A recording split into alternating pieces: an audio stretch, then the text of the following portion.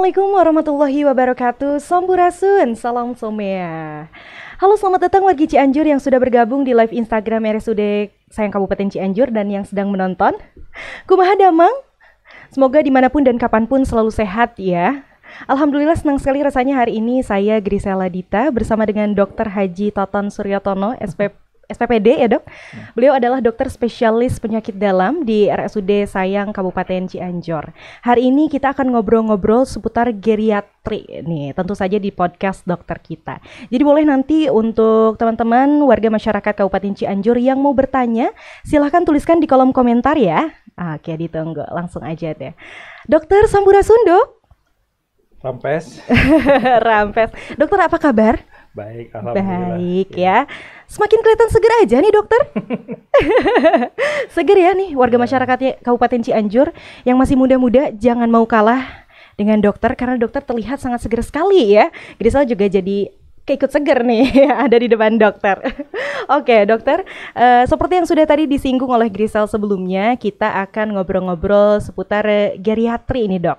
Mungkin banyak warga masyarakat Kabupaten Cianjur yang masih asing, apa sih geriatri gitu kan. Nah jadi boleh dong dok dijelasin apa itu geriatri, silahkan dok. Ya, beberapa hari yang lalu saya dihubungi oleh Grisela ini untuk hadir dalam podcast ini ya. Saya jadi bertanya-tanya, kenapa kok saya yang dihubungi ya? Kan banyak dokter penyakit dalam yang lain ya, yang lebih muda-muda gitu ya. Tapi saya pikir-pikir ya betul juga sih ya. Jadi saya yang paling tua ini. Udah geriatri, berapa geriatri sih? Geriatri itu 65 ya? 65. Oh belum lah ya, tapi hampir lah ya.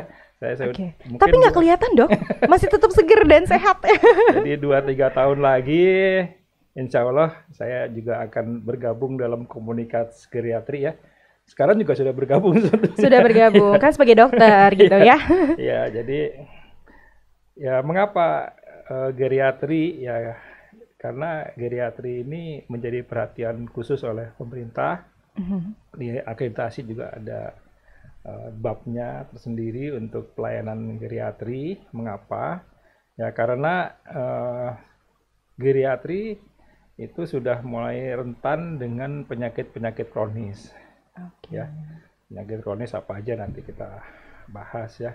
Selain penyakit kronis nanti ada lagi yang lain ya. Ya, contohnya saya lah ya. Beberapa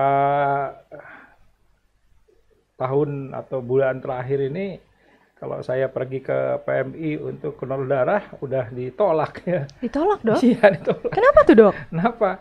Dok tensinya sudah 140 lebih nih katanya. Waduh, jadi ya nggak bisa katanya. Waduh, jadi nggak bisa donor darah ya dok? Donor ya. Ya, tes cek lagi kalau ke poliklinik tensi berapa saya 150, kadang-kadang 150 tapi 150 alhamdulillah belum 160. Jangan Waduh. dok, jangan ya.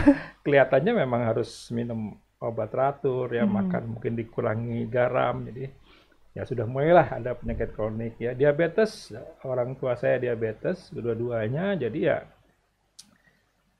saya tes juga nih diabetes ya, periksa gula darah ya, saya tes dengan pemberian glukosa 75 gram 2 jam setelah itu dites ya.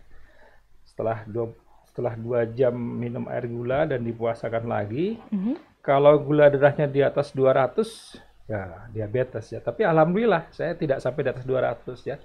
Tapi sudah di atas 140 ya. Kalau atas 140-200 saya sudah pre-diabetes. Jadi sudah sebelum diabetes ya. Waduh, janganlah meskipun geriatri kalau bisa jangan diabetes ya. Jangan sampai dok. Tapi kalau sudah diabetes ya nggak apa-apa ya, kita turunkan gula darahnya ya. Oleh karena itu ya makan dijaga, kemudian obat sudah juga saya minum 1 kali sehari metformin untuk mencegah berkembang lebih lanjut ke arah diabetes ya. Hipertensi, darah tinggi, diabetes mellitus,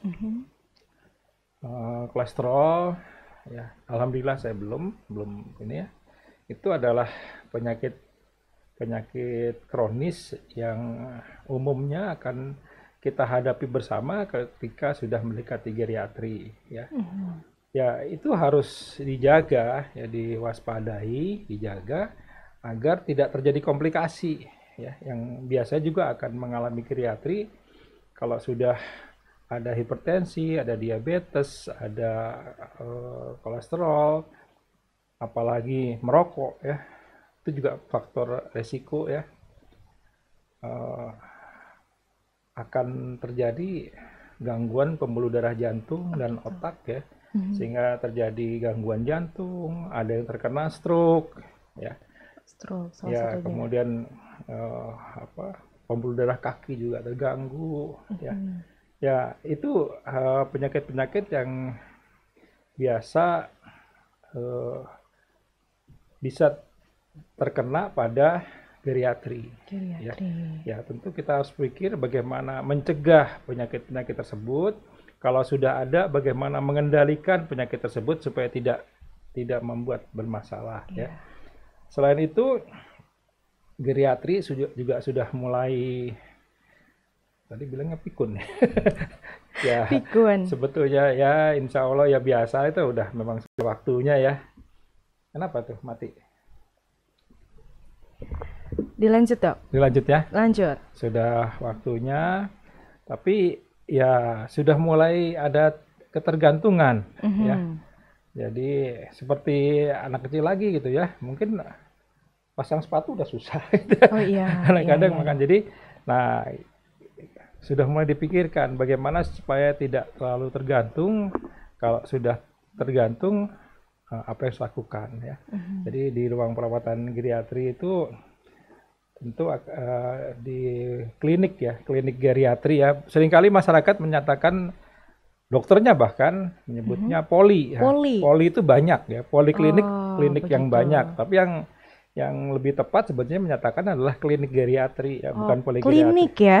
Datanglah ke klinik geriatri ya, bukan poli. Klinik penyakit dalam, klinik geriatri, klinik anak ya, klinik kebidanan ya. Nah, di geriatri itu ya saya dokter penyakit dalam, tapi sebetulnya bukan hanya penyakit dalam yang terlibat dalam klinik geriatri ya. Ada tadi kalau sudah stroke mungkin perlu dokter ahli neurologi ya, ahli saraf ya, mungkin jantung ya, kalau sudah terkena penyakit ahli jantung ya, dokter psikiatri, fisioterapi ya, salah satunya. Fisioterapi ya, dan lain-lain ya. Mata juga bisa terkena ya, menjadi komplikasi. Ya itu kira-kira gambaran ruang lingkup dari geriatri. Jadi geriatri adalah keadaan kondisi orang lansia begitu dok? Iya. Seseorang yang sudah lansia ya, dan lansia itu batasannya atau umurnya itu dari 65 tahun begitu dok? 65 tahun. Gimana kalau misalnya yang sebelum 65 tahun sudah merasakan penyakit-penyakit itu dok? Apakah termasuk geriatri juga? Calon geriatri ya. Calon ya. Ya, harapannya tentu baik itu geriatri maupun sebelum mencapai geriatri ya,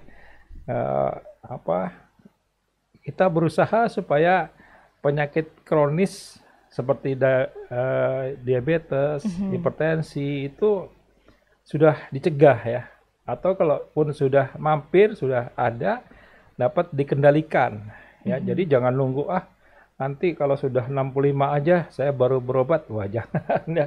Jadi sebelumnya juga sudah mulai. Jangan tuh ya, jangan ditumpuk penyakitnya ya dok ya. Biasanya kan orang-orang kayak gitu, nanti nunggu sakit gitu. Jangan dinanti-nanti ya. Jangan dinanti-nanti, mending dari sekarang aja gitu ya. Lebih baik mencegah daripada mengobati, betul ya dok ya? Betul. Jadi penyakit-penyakit itu adalah penyakit-penyakit yang kronis begitu ya dok, yang dirasakan oleh lansia gitu. Ada ciri-ciri lain nggak sih dok selain karena penyakit kronis itu sendiri yang tergolong geriatri? Ya tadi, jadi ada ADL ya, Activity Daily Living. Jadi kehidupan sehari yang mulai ada ketergantungan ya. Jadi sejauh mana peran daripada keluarga ya dalam membantu ya, atau bagaimana caranya supaya geriatri ini bisa tidak tergantung juga ya, mandiri ya. Itu nanti mungkin akan di-assess ya oleh perawat. Di-assess itu apa, dikaji ya oleh perawat di ruang geriatri tingkat ketergantungan ini ya. Kemudian kalau tergantung ya siapa yang kemudian akan membantu, atau juga bagaimana caranya supaya bisa lebih mandiri ya, pelatihan-pelatihan apa yang diberikan. Mungkin fisioterapi akan juga berperan, apa yang dilatih senamnya, kemudian aktivitas-aktivitas yang harus dilakukan untuk mencegah penyakit kronis ini berkembang lebih lanjut untuk bisa dikendalikan ya. Bagaimana makan, pengaturannya, bagaimana aktivitas olahraga sehari-hari. Aktivitas olahraga tentu harus ya, tapi tentu ada yang jangan terlalu berat ya, ada seberapa jauh aktivitas itu bisa dilakukan ya, kehidupan sehari-hari, kehidupan sosial bisa dipertahankan dengan baik ya. Oke. Kemudian nih dok ya, berarti tadi faktor lingkungan sekitar orang yang termasuk lansia begitu ya dok, sangat berpengaruh. Iya. Begitu ya dok. Iya. Jadi faktor keluarga gitu ya, faktor ya orang-orang sekitarnya lah dok ya, harus mengerti dan paham begitu ya, jangan dibiarkan begitu saja. Begitu. Berarti dok, selain pengobatan yang diberikan oleh dokter sendiri, berarti ada lagi penanganan-penanganan yang diberikan di klinik geriatri itu sendiri. Tadi salah satunya fisioterapi, terus juga apalagi dok? Perawat ya. Oke. Perawatan geriatri bagaimana bisa menjalankan kehidupan sehari-hari dengan baik, apakah itu dibantu atau mandiri, itu nanti harusnya dilatih dibimbing oleh perawat, baik itu di klinik atau mungkin bisa juga di perawatan di rumah ya. Sesuai anjuran dari biasanya kalau misalnya dokter nih ada orang lansia yang berobat ke dokter terkait geriatri, apa saja sih dok penanganan yang misalnya dokter berikan step by step-nya gitu? Iya, sebetulnya kalau pengobatan itu sama saja ya. Hanya memang di pengobatan penyakit pada geriatri itu kita membuat target lebih longgar. Ya, lebih longgar karena ya tidak perlu terlalu ketat gitu ya. Contohnya misalnya tekanan darah.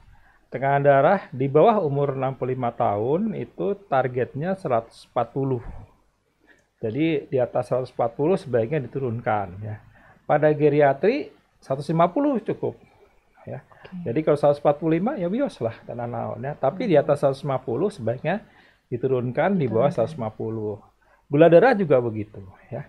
Kalau di bawah 65 target sesudah makannya di bawah 180 ya. Pada geriatri mungkin di bawah 200 cukup ya. Tapi bisa saja ada yang geriatri umurnya 70 tapi masih gagah. Dok nggak mau dok, saya jangan di bawah 100, di bawah 200, di bawah 190 lah gitu ya. Oh ya bangga, silakan ya. Jadi ada yang merasa muda gitu ya. Muda terus kali ya dok ya. Saya muda gitu. Geriatri keren gitu.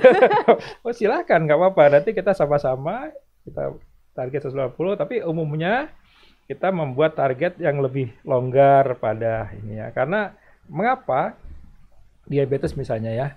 Kalau kita buat target yang sama dengan umur di bawah 65, apalagi di bawah 60 ya, 50-an, itu tidak jarang kemudian menyebabkan hipoglikemi ya. Gula darahnya terlalu rendah sehingga ya menyebabkan bahaya bahkan kematian gitu ya. Jadi ya santai aja lah, jangan terlalu ketat juga gitu ya. Jadi santai saja. Tapi kalau memang ada yang dok, saya kan meskipun 70 belum ada komplikasi ya, jantungnya masih bagus, ini boleh nggak kalau saya jangan 200? Oh boleh aja, tapi dia paham bahwa kemungkinan komplikasi hipoglikemi bisa terjadi. Oh ya nggak apa-apa dok, kalau saya udah terasa kok gini. Nah Yang penting ada motivasi, ya, ada pemahaman bahayanya apa dan bisa untuk mencegah ya. Tapi kalau motivasinya kurang ya jangan usah lah ya kita buat itu ya. Ya seperti itu kira-kira yang dilakukan pada ketika kita sudah melewati umur 65 tahun atau mendekati lah ya. Sudah mendekati. Nah dok, kalau misalnya sudah didiagnosa begitu ya, Ya. termasuk ke dalam geriatri, apakah bisa disembuhkan dok? Oh, geriatri itu ada yang saya nggak tahu di Al-Quran apa hadis ya. Penyakit yang tidak ada obatnya kan? Oh, tidak ada obatnya. Penyakit tua ya. Penyakit memang sudah takdir begitu dok. Ya kan usia udah ada 65 tahun ya. Pasti begitu. Ada nggak yang bisa dibalik nih kan? Ya tapi bukan sebetulnya ya bukan penyakit lah, memang itu udah kondisi dari 65. Yang disebut penyakit itu ya diabetes, hipertensi, ya stroke, serangan jantung, ya itu penyakit. Nah, kalau diharapkan tentu meskipun usia di atas 65 tahun, ya kita bebas dari penyakit-penyakit tersebut, ya. Nah, kalaupun ada penyakit kronis seperti hipertensi, kita bisa kendalikan, ya. Tekanan darah ada dalam target, ya, jangan 200, ya. Gula darah juga ada dalam target, ya, di bawah 180. Kalau yang sebelum makannya di bawah 150, ya, itu dalam target. Nah, itu yang harus kita jaga supaya ya kita tetap sehat. Ya.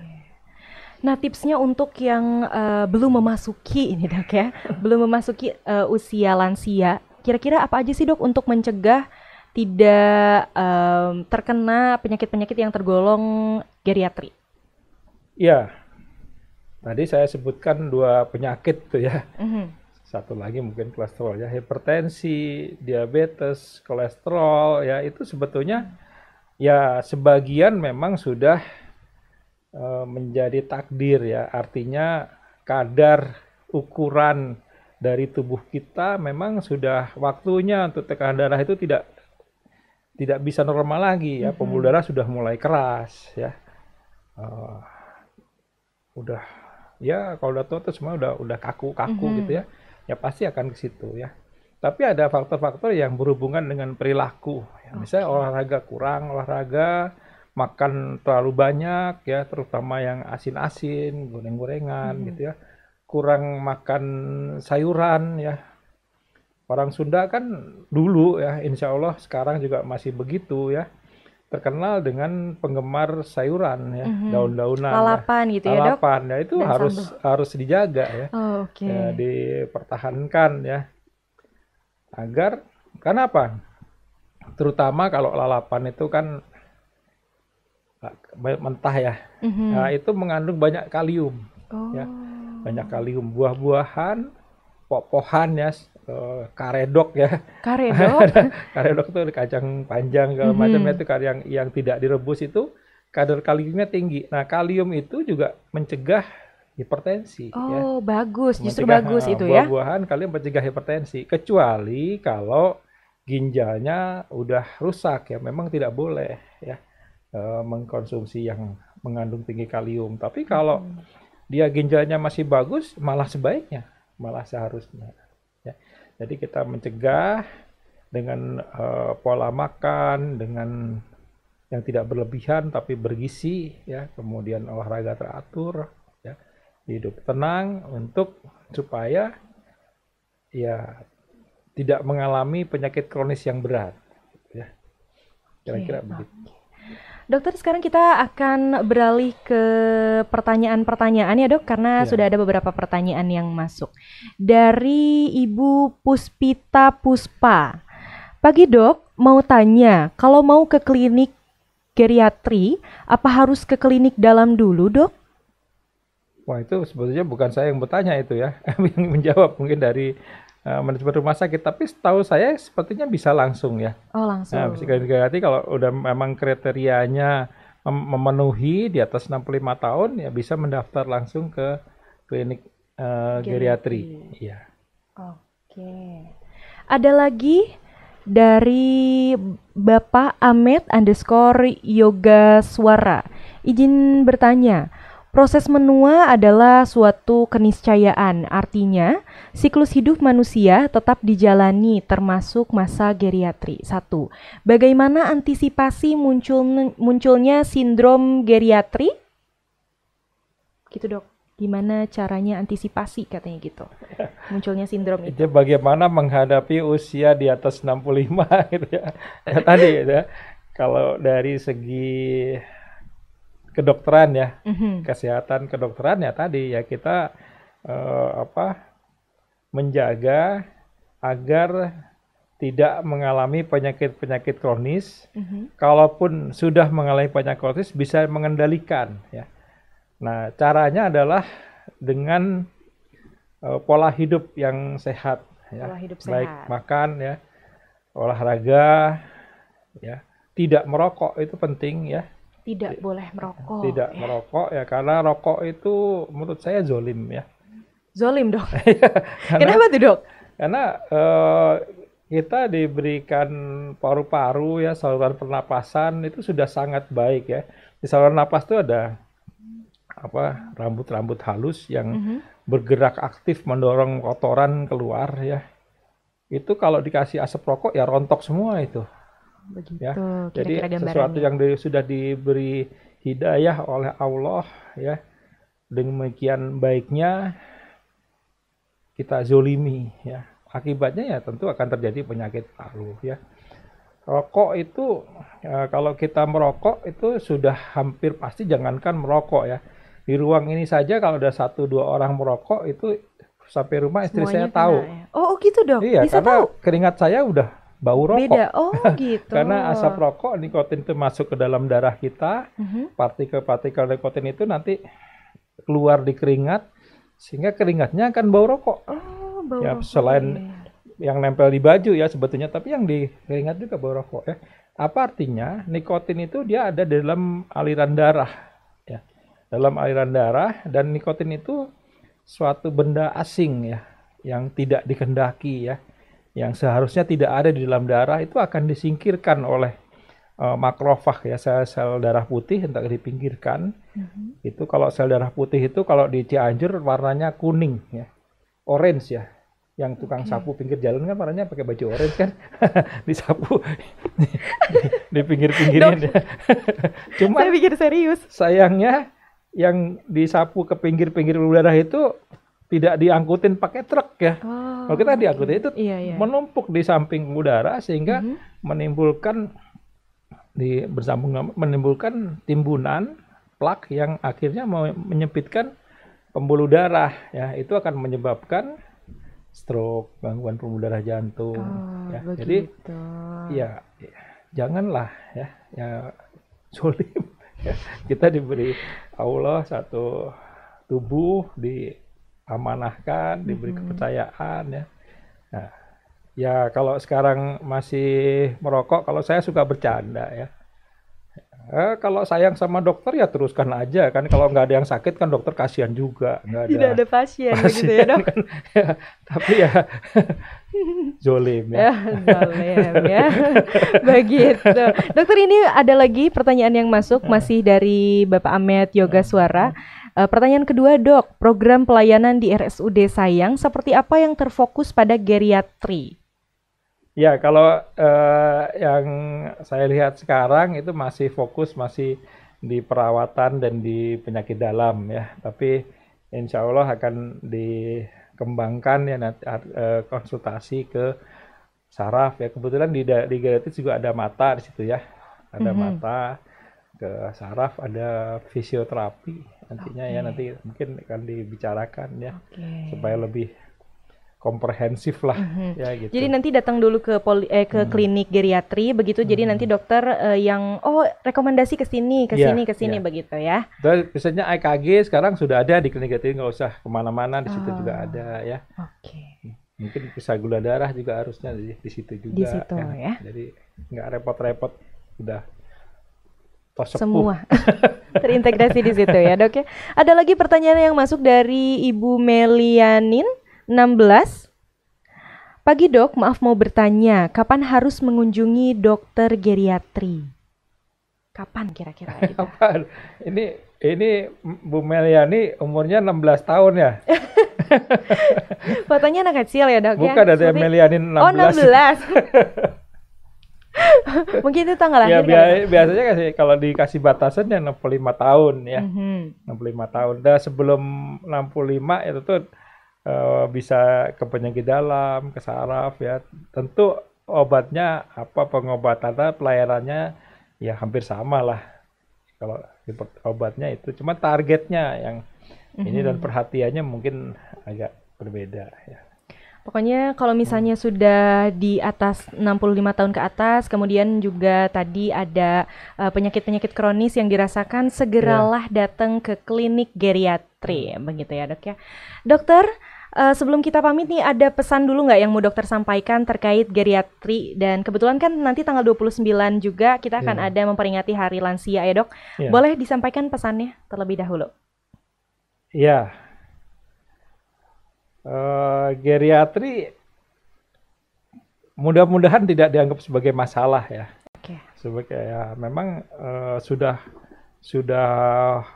waktunya kita umur di atas 65 tahun, tapi itu suatu kan, kalau masalah itu kesenjangan antara harapan dan kenyataan kan.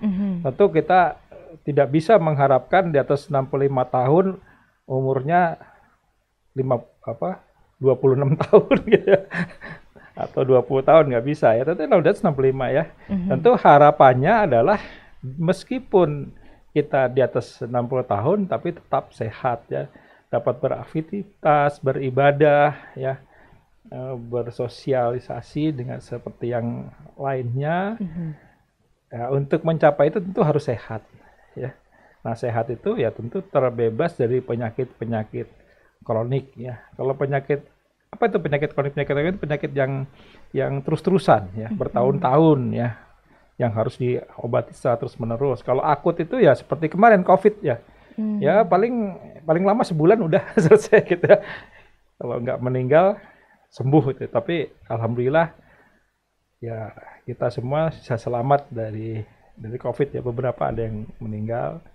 Tapi ya, sebagian besar tentu kita berhasil untuk selamat ya. Flu ya yang penyakit yang hanya beberapa hari, minggu, paling lama sebulan itu penyakit akut namanya ya.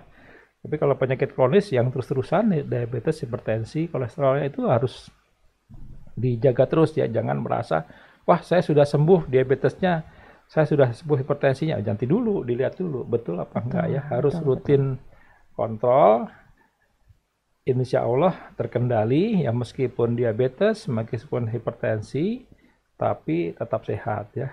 Kalau dokter bagaimana? Ya sama, meskipun saya seorang dokter ya saya bisa terkena darah tinggi, sekarang sudah harus minum obat teratur, makan diatur, bisa juga terkena diabetes ya. Insya Allah tidak terkena stroke ya. Amin. Ya, atau serangan jantung, jadi sama saja ya. Kita harus menjaga diri kita masing-masing supaya tetap sehat dan bisa mengabdi, beribadah kepada Allah hingga Allah menyatakan tos cekap gitu. Oke, tuh ya tadi wargi Cianjur. Pokoknya Grisel juga mau titip pesan untuk mungkin pasien geriatri di luar sana, mungkin ya semoga tetap semangat dan tetap diberikan kesabaran untuk terus berobat, berjuang gitu ya, jangan capek-capek gitu ya. Dan juga untuk mungkin wargi Cianjur yang lingkungan sekitarnya, entah itu keluarganya, keluarga terdekat, saudara gitu ya, tetangganya yang terkena geriatri gitu ya, tetap diberikan semangat dan doa gitu ya. Dokter, nggak kerasa nih 30 menit sudah kita ngobrol-ngobrol seputar geriatri. Terima kasih banyak dokter atas waktunya. Terima kasih sudah berkenan untuk ngobrol-ngobrol di sini. Dan terima kasih juga untuk wargi Cianjur yang sudah bergabung di live Instagram. Terima kasih juga untuk yang sudah menonton ya. Jangan lupa follow Instagram dan Facebook RSUD Sayang Cianjur. Dan jangan lupa like, comment, subscribe, dan share sebanyak-banyaknya karena ini penting banget ya. Tentu saja di channel YouTube-nya RSUD Sayang Kabupaten Cianjur ya. Waktunya kami pamit. Saya Grisela Dita bersama dengan Dr. Haji Toton Suryotono PPD begitu. Kami pamit, semoga kita bisa bertemu lagi di podcast selanjutnya ya. Wassalamualaikum warahmatullahi wabarakatuh. Salam Somea. Assalamualaikum.